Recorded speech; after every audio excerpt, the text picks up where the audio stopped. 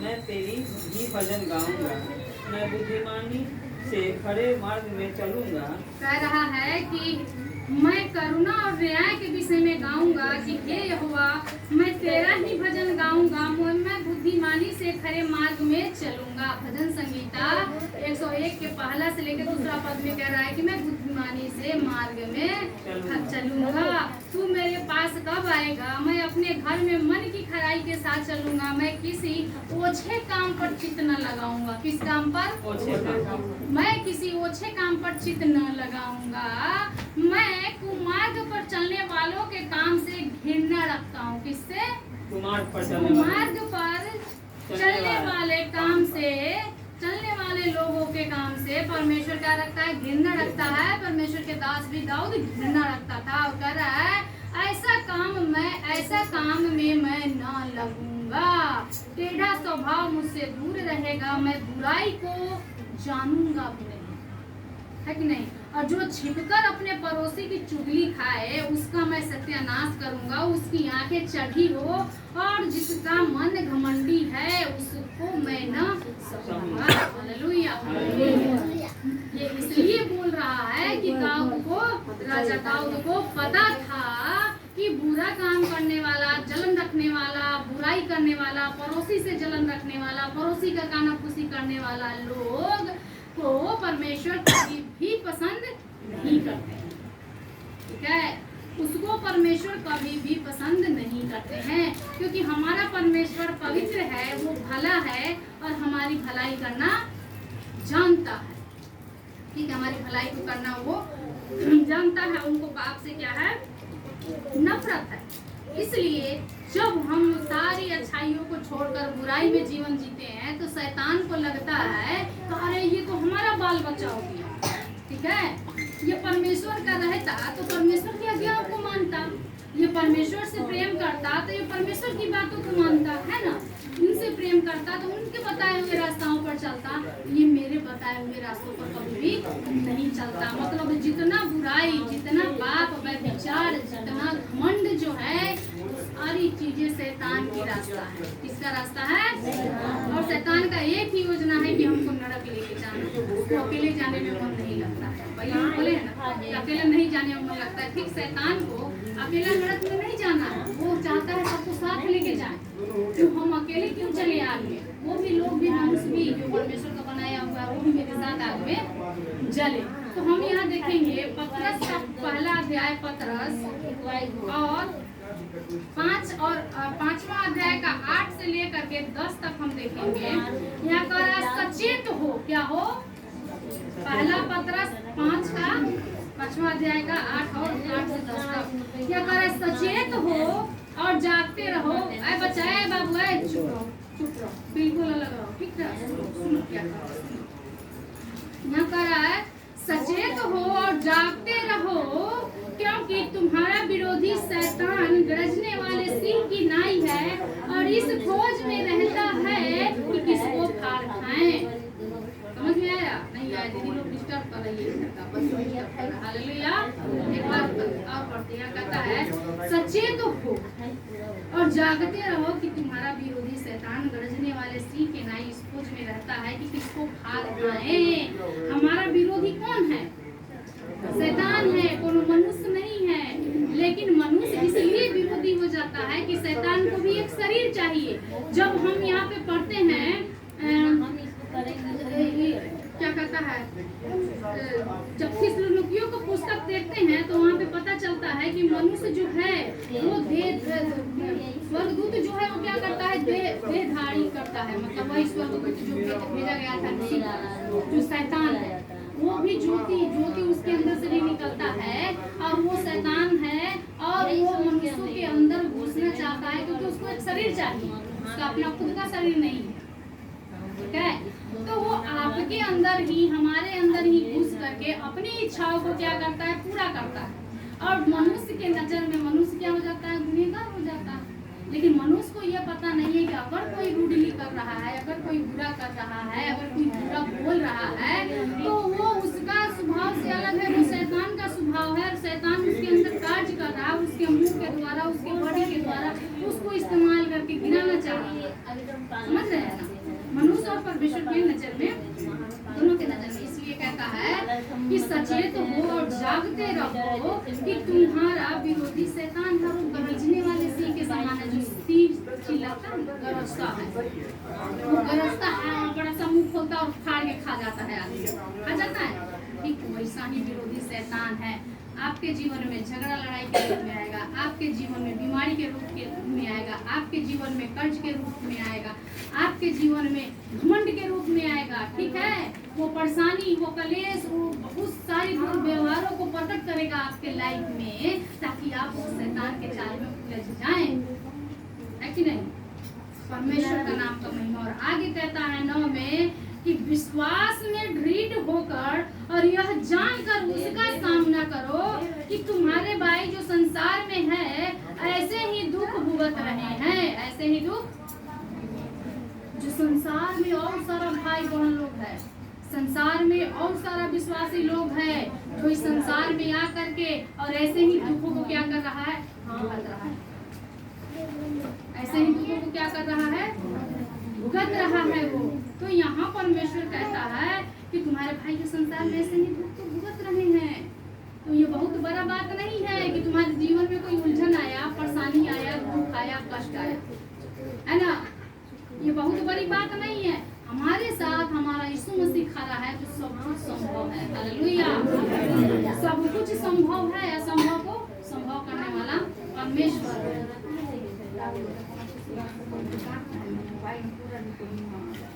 अनीता, डांटो, कौन बात कर रहा है? घर में बात नहीं करेगा, हम लोग डिस्टर्ब हो रहे हैं। उसको कहो बाहर जाने के लिए। कौन बात कर रहा है घर में? कहो उधर जाने के लिए, डिस्टर्ब हो रहा है, मुझे बंद करो। है कि अब परमेश्वर जो सारे अनुग्रह का दाता है, अब परमेश्वर मतलब यहाँ तो पहलनामा में परमेश्वर का वचन कर रहा है कि विश्वास में दृढ़ होकर, मतलब विश्वास में बने रहो कि परमेश्वर मेरे साथ है और वो हमारी सुधि लेगा। और ये शैतान के बीच में, इस कलेश के बीच में, इस बीमारी के बीच में, इस कर्ज में, इस झगड़ा लड़ाई के बीच में जो शैतान के साथ हमारा है, उसमें वो हमको दृढ़ करेगा। क्या करेगा? वो मजबूत करेगा। और 10 में कह रहा है कि अब परमेश्वर जो सारे अनुग्रह का दाता है, जिसने तुम्हारे मसीह में अपनी अनंत महिमा के लिए बुलाया है। क्या चीज के लिए बुलाया है? अनंत महिमा के लिए बुलाया है। जिसने तुम्हें मसीह में अनंत महिमा के लिए बुलाया है, तुम्हारे थोड़े देर तक दुख उठाने के बाद आप ही तुम्हें यह सिद्ध करेगा और स्थिर और बलवंत करेगा। हालेलुया। थोड़ा देर के बाद बोला कि थोड़ा देर ये उलझन है, अगर तुमको कोई गाली दे रहा है छोड़ दो, कोई बेबात में लड़ रहा है उसको भुला दो, उससे सिंह मत फंसाओ, उससे लड़ो मत। जरूरी नहीं है कि हमेशा तुम्हारा शब्द रूडली निकले, और हम ऐसा भी नहीं कर सकते वो हमको गाली देगा, वो हम पे चिल्लाएगा, वो हमको चीखेगा तो क्या हम नहीं बोलेंगे? नहीं, बिल्कुल गलत बात है। अगर वो पागल है तो क्या आप भी पागल है? अगर वो बुरा है तो क्या हम भी बुरा है? अगर आप हैं उसके जैसा, उसी के जैसा ना हरकत कीजिएगा। अगर आप अपना आप में अच्छा हैं तो सामने वाला आपके साथ क्या कर रहा है ये कभी आपके लाइफ में मैटर नहीं करेगा। ठीक है, क्योंकि आपके लाइफ में कौन खड़ा है आपका साथ देने के लिए, आपके साथ कौन है और आप किसके साथ संगति बना रहे हैं, ये काफी मैटर रखता है हमारी लाइफ में। हालेलुया, परमेश्वर का नाम का महिमा हो। यहाँ कहता है कि दुख उठाने के बाद आप ही तुम्हें सिद्ध करेगा और स्थिर करेगा और बलवंत करेगा। वो क्या करेगा? एक तो पहले हमको सिद्ध करेगा, जब उन सारी बातों को माफ करेंगे, क्षमा करेंगे, धो देंगे, तो वो तो पहला हमको सिद्ध करेगा और दूसरा वो हमको स्थिर रखेगा। अगर आज आप लोग व्याकुल हैं, अगर आज आप लोग परेशानी में है, गरीबी में है, बीमारी में है, झगड़ा लड़ाई में है, जो भी परेशानी में है वो हमको नहीं पता, परमेश्वर को पता है। तो परमेश्वर को वचन कह रहा है कि वो तुमको क्या करेगा? स्थिर करेगा। वो तो पहले तो दृढ़ करेगा, दूसरा वो स्थिर करेगा और तीसरा वो आपको बलवंत करेगा। हालेलुया। तो एक दूसरे का हाथ पकड़ के बोलिए कि मैं प्रभु में बलवंत हूँ। बोलिए एक दूसरे का हाथ पकड़ के कि मैं बलवंत हूँ। आप बलवंत हैं, आप बलवंत हैं। बलवंत आदमी का कोई सामना नहीं करता। हालेलुया। हम बलवंत हैं। ये बात अगर पड़ोसी को पता चलेगा, ये बात अगर शैतान को पता चलेगा, वो हमसे धीरे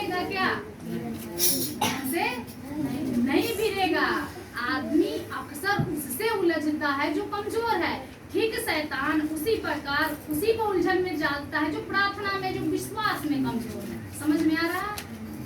और आगे यहाँ यूहन्ना का पुस्तक अगर हम देखते हैं, पहला यूहन्ना उसका 30:7 में कहता है, परमेश्वर 8 और 9, 10 में भी बोलता है कि हे बालकों, किसी के भावनाओं में न आना।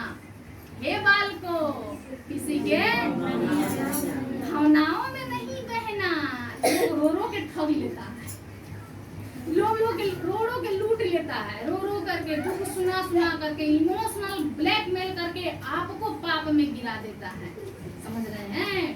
इसलिए यहाँ बोल रहा है कि ये बालकों, किसी के भरमाने में नहीं आना, किसी के भरमाने में न आना।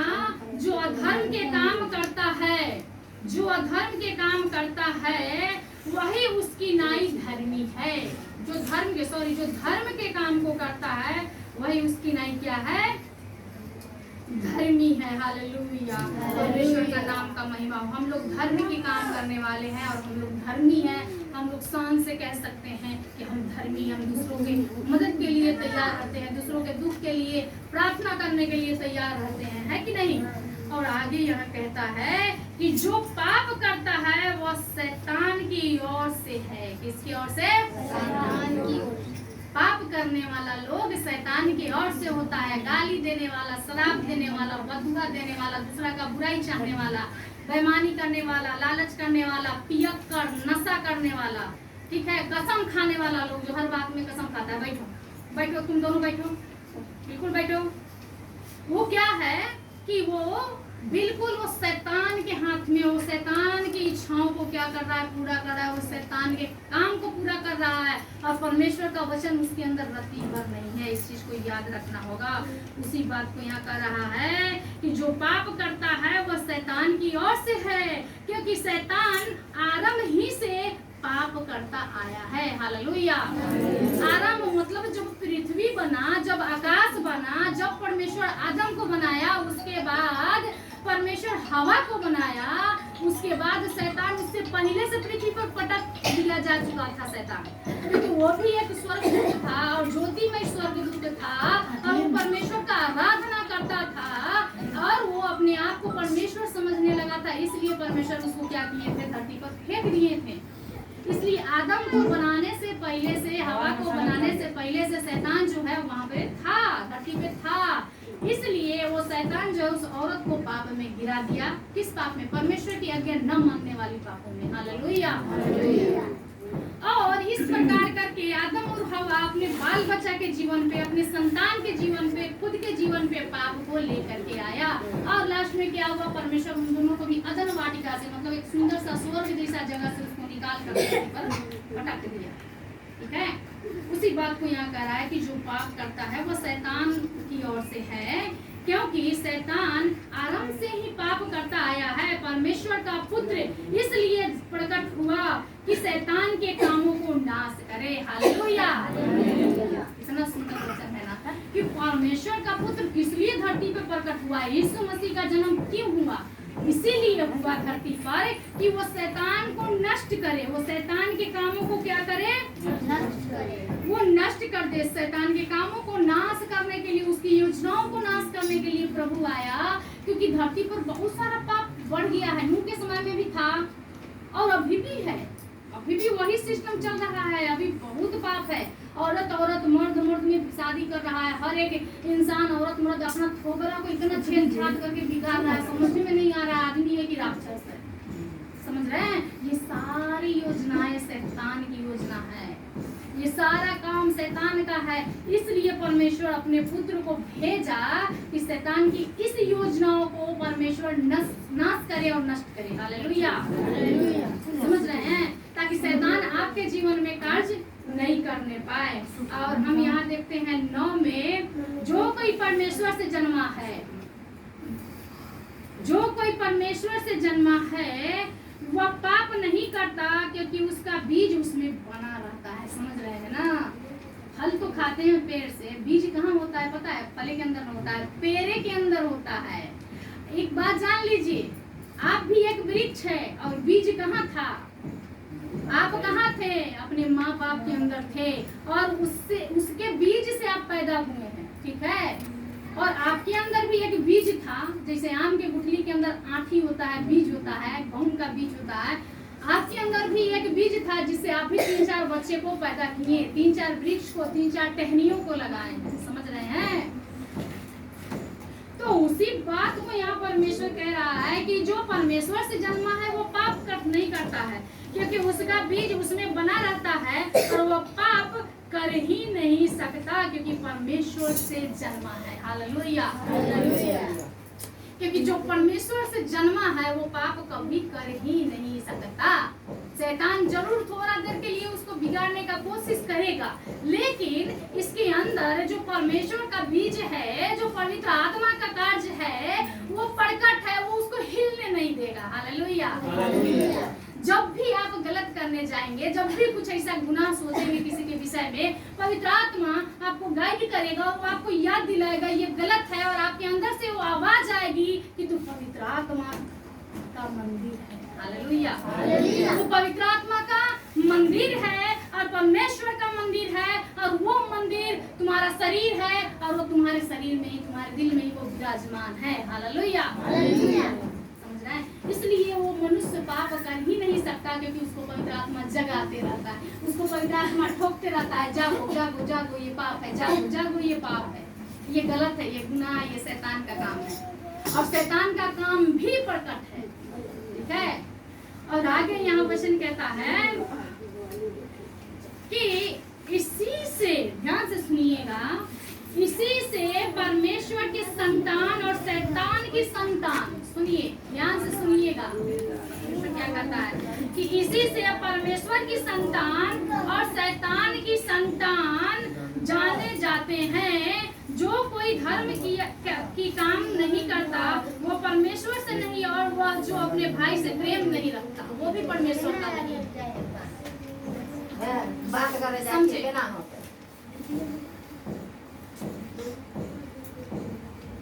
प्रकट है, परमेश्वर का संतान का काम प्रकट है और शैतान का काम भी प्रकट है। स्पष्ट परमेश्वर बोला कि इसी से परमेश्वर की संतान और शैतान की संतान जाने जाते हैं। जो कोई धर्म का काम नहीं करता, जो धर्मी नहीं है, जो धर्म का काम नहीं करता, जो अच्छा काम नहीं करता, वो परमेश्वर से नहीं है। बस हो जाएगा, छोड़िए उस बात को, छोड़िए उस पर ध्यान नहीं दीजिए, छोड़ दीजिए। इधर देखिए, जिसको जो करना करेगा, लेकिन जो वचन सुनेगा परमेश्वर का बचाव उसी से होगा। ठीक है? हालेलुया। और यहाँ कह रहा है कि उसमें बना रहता है, वो पाप नहीं कर सकता, क्योंकि परमेश्वर से जना है। जो परमेश्वर से जना है, जन्मा है, वो पाप कभी नहीं करेगा, क्योंकि वो पवित्र आत्मा का बीज है। किसका बीज है? पवित्र आत्मा का बीज है, और उसके अंदर उस खुदा का खौफ है, उसके अंदर उस परमेश्वर का खौफ है, जिसके अंदर, जिसके हाथ में न्याय करने का अधिकार है। ठीक है? हालेलुया। जिसके हाथ में जीवन और मृत्यु है, जिसके हाथ में पूरा संसार का वैभव है, उसके अंदर भय है, और वो ऐसा काम कभी नहीं करता है। वो प्रकट है पवित्र आत्मा की काम। और आगे यहाँ वचन कहता है, जब हम दूसरा यूहन्ना और उसका 9 वचन पढ़ते हैं, जो कोई आगे बढ़ता है और मसीह की शिक्षा में बना नहीं रहता, उसके पास हमेशा परमेश्वर, उसके पास परमेश्वर नहीं। जो कोई उसकी शिक्षा में स्थिर रहता है, उसके पास पिता भी है और पुत्र भी है। हालेलुया।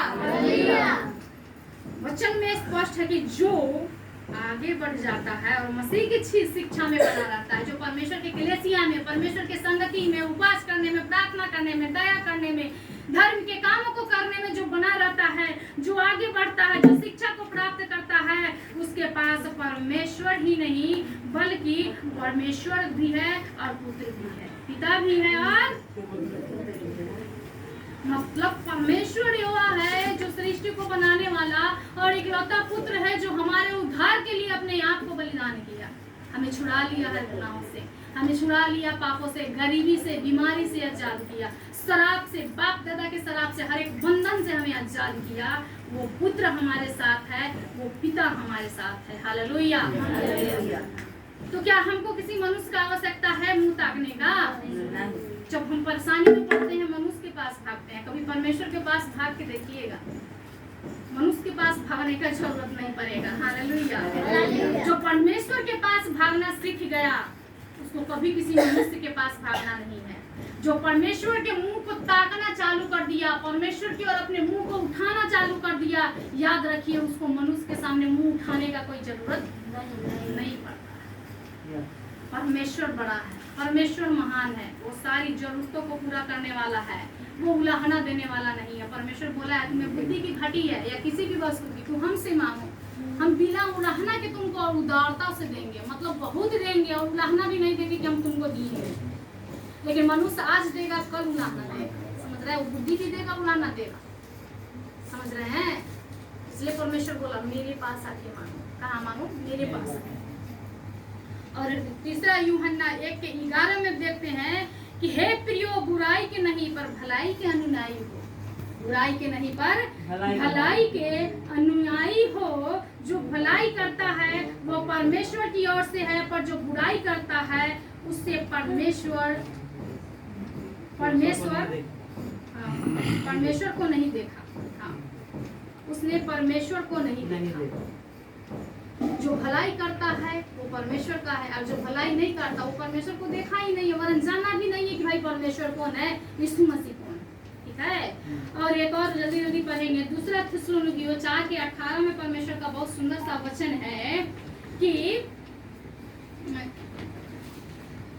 और आज प्रभु मुझे हर एक बुरे काम से छुड़ाएगा और अपने स्वर्गीय राज में उद्धार करके पहुंचाएगा। कौन छुड़ाने वाला है? परमेश्वर का दास क्या कह रहा है? वचन क्या कह रहा है कि प्रभु मुझे हर एक बुरे काम से सुधारेगा। आपसे नहीं सुधरना पार लग रहा है, गाली शराब देना नहीं छूट रहा है, कसम खाना नहीं छूट रहा है, नशा नहीं छूट रहा है, दूसरा का चुगली करना नहीं छूट रहा है, तो इसका मतलब है कि जब आप परमेश्वर के पास जाएंगे, जब अपनी सारी बातों को, सारे हालातों को, सारे मन की तकलीफों को या बुराइयों को परमेश्वर के सामने खोलेंगे, तो परमेश्वर का वचन कहता है कि प्रभु मुझे हर एक बुरे काम से सुधारेगा और अपने स्वर्गीय राज में उद्धार करके पहुंचाएगा। कहाँ पहुंचाएगा? स्वर्गीय राज में उद्धार करके, मतलब छुटकारा दे के आपको क्या करेगा? वो पहुंचाएगा। उसी की महिमा युगानुयुग होती रहे। आमीन। केवल और केवल परमेश्वर की ही महिमा इस धरती पर युगानुयुग होता रहेगा। बाइबल में जितना चीज लिखा है वो सारा आज पूरा हो रहा है। मतलब प्रलय का समय है, अंत का समय है, प्रभु यीशु मसीह के आने का समय में हम लोग चल रहे हैं। और एक और वचन को जल्दी से पढ़ेंगे, इफिसियों 6:10 पढ़ेंगे। यहाँ लिखा है निदान। भाई निदान कैसे हो? अब तो हम बुराई में पड़ गए हैं, अब तो शैतान के चाल में पड़ गए, लेकिन इसका निदान कैसे हो? तो हम निदान बताते हैं। यहाँ लिखा है प्रभु में और उसकी शक्ति के प्रभाव में बलवंत बनो। हालेलुया। प्रभु में और प्रभु के शक्ति के प्रभाव में बलवंत बनो। परमेश्वर के सारे हथियार बांध लो कि तू शैतान की युक्तियों के सामने खड़े रह सको, क्योंकि हमारा मल युद्ध लहू और मांस से नहीं परंतु प्रधानों से है और अधिकारियों से है और इस संसार के अंधकार के हाकिम के सेनाओं से है, जो उस दुष्टता की आत्मिक सेनाओं से है जो आकाश में रहता है। कहाँ रहता है? परमेश्वर का सारे हथियार बांध लो, परमेश्वर का वो सारा शक्ति, वो सारा बल अपने अंदर समा लो कि जिंदगी में गरीबी आए, जिंदगी में बीमारी आए, कलेश आए, खतरा आए, कुछ भी आए, कुछ भी परेशानी विरोध आए, कर्ज आए, और हम परमेश्वर के वचन में स्थिर रहे, परमेश्वर के ढाल लेके स्थिर रहे, उसके प्रेम में, विश्वास में स्थिर रहे। तो यहाँ बोला है कि हम उस शैतान के जड़ते हुए तीरों को बुझा सकेंगे। हालेलुया। समझ रहे हैं ना? समझ में आ रहा है बेटा? शैतान के उस जलते हुए तीरों को हम बुझा सकते हैं। चाहे पढ़ाई का मैटर हो, माइंड नहीं लग रहा है उसमें, दिमाग पढ़ने में, प्रार्थना कीजिए, परमेश्वर से बात कीजिए, प्रभु ऐसा बात है। परमेश्वर तो बोला कि तू मेरे पास आएगा तो मैं सुधारूंगा। हालेलुया। और वो क्या करेगा? वो आपको परमेश्वर लड़ने की ताकत देगा। वो परमेश्वर का वचन है, वो हमारा विश्वास है, वो हमारा उद्धार है। ठीक है। और उसी में बोला कि उसी के शक्ति के प्रभाव में बलवंत बनो, परमेश्वर के सारे हथियार बांध लो। परमेश्वर का हथियार, परमेश्वर का वचन, उनकी आज्ञा, प्रार्थना करना, उपवास करना, लोगों को माफ करना, और इग्नोर करके चल देना, इग्नोर करके चल देना, कुछ भी नहीं करना। हालेलुया। तो परमेश्वर हमारी क्या करेगा, रक्षा करेगा और हमें क्या करेगा, स्थिर रखेगा। एक और लास्ट पढ़ेंगे, यहाँ कहता है इब्रानियों 1:3 में, वह उसकी महिमा का प्रकाश है और उसके तत्व की छाप है, जो सब वस्तुओं को अपनी सामर्थ्य के वचन से संभालता है। वह पापों को धोकर ऊंचे स्थानों में महिमा महिम के दाहिने जा बैठा। हालेलुया। हमारा यीशु मसीह हमारे सारे गुनाहों को, सारे पापों को धो करके और महिमा महिम परमेश्वर के ऊंचे स्थानों में जा करके जा बैठा, कि ऊंचे स्थान से हमारे अंदर ऊंची शिक्षा को दे, ऊंचे ऊंचे आशीषों को दे, ऊंचे ऊंचे लाइफ में जीवन का लक्ष्य को दे। हालेलुया। ठीक है। और इफिसियों का 5:6 पढ़ देंगे प्लीज। इफिसियों निकालिएगा, इफिसियों 5:6 निकालिएगा, थोड़ा जल्दी करेंगे।